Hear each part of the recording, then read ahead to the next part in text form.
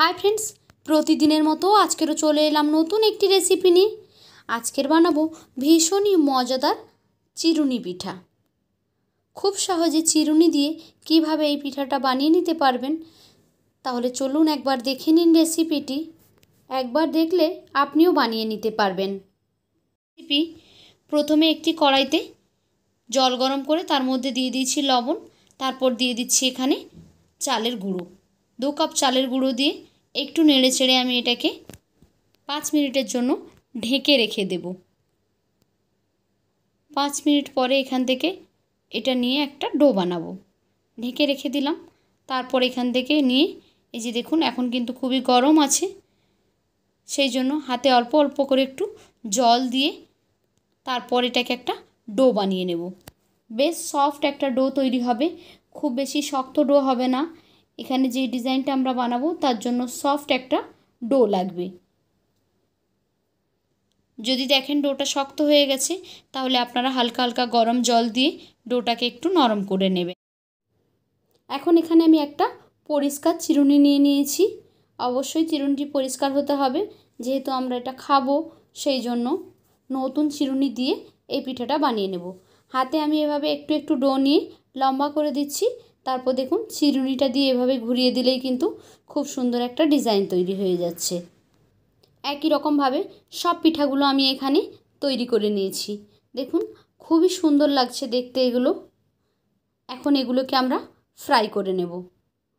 তার জন্য গ্যাসে আমি কড়াইতে তেল বসিয়ে দিয়েছি। তেলটা হালকা গরম হলে তার মধ্যে দিয়ে দিচ্ছি পিঠাগুলো। এই তেলটা খুব বেশি গরম হবে না, একটু মিডিয়াম গরম হলেই এখানে দিয়ে দেবেন পিঠাগুলো। আর মিডিয়াম হিটে রেখে এগুলোকে ফ্রাই করে নেবেন, তা না হলে খুব তাড়াতাড়ি কালার এসে যাবে কিন্তু এটা ভালোভাবে কুক হবে না। সেই জন্য লো টু মিডিয়াম হিটে গ্যাসটা রাখবেন আর এগুলোকে হালকা হাতে নাড়াচাড়া করে ফ্রাই করে নেবেন।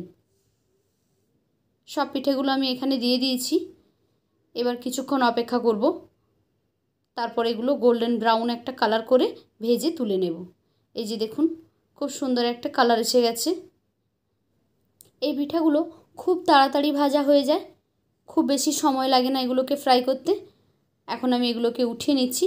খুব সুন্দর একটা কালার এসেছে। একই রকমভাবে সব পিঠাগুলোকে এখানে আমি ভেজে তুলে নিয়েছি। এবার এই পিঠাগুলোর জন্য একটা শিরা তৈরি করে নেব। আপনারা চাইলে গুড়ের শিরা তৈরি করতে পারেন কিংবা চিনির শিরাও তৈরি করে নিতে পারেন। আমি এখানে গুড় দিয়ে একটা শিরা তৈরি করে নিচ্ছি। প্রথমে কিছুটা গুড় দিয়ে নিয়েছি, তারপর তার মধ্যে জল দিয়ে দিয়েছি। পুরো গুড়টা যতক্ষণ না মেল্ট হয়ে যায় ততক্ষণ ওয়েট করব। গুড়টা মেল্ট হয়ে গেলে এটাকে কিছুক্ষণ ফুটিয়ে নেব। মোটামুটি এক তার মতো একটা শিরা তৈরি হবে। হাত দিয়ে আপনারা একবার দেখে নেবেন, একটা চিপচিপে টাইপের এক তারের শিরা তৈরি হলে গ্যাসটা বন্ধ করে দেবেন। এখন শিরাটা একটু ঠান্ডা করে নিয়েছি, তবে বেশ গরম রয়েছে শিরাটা।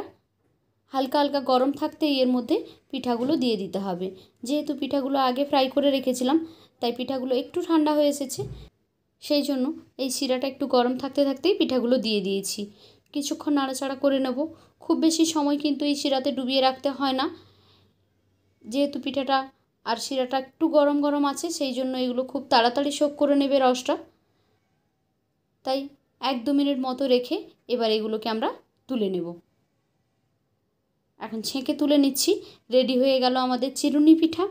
তো কেমন লাগলো আপনাদের কাছে আজকের এই রেসিপি? যদি ভালো লেগে থাকে তাহলে লাইক, কমেন্ট অ্যান্ড শেয়ার করবেন। আর এই রকমই সহজ সরল রেসিপি পেতে আমার চ্যানেলটিকে সাবস্ক্রাইব করে বেল আইকনে ক্লিক করে নোটিফিকেশান অন করে দেবেন। তাহলে যখনই আমি কোনো নতুন ভিডিও আপলোড করব সেই ভিডিওর নোটিফিকেশান সবার আগে পৌঁছে যাবে আপনাদের ফোনে। তো আজকের মতো এই পর্যন্ত। ফিরে আসবো আগামীকাল নতুন আরও একটি ভিডিও নিয়ে। ততক্ষণ সবাই ভালো থাকুন। টাটা।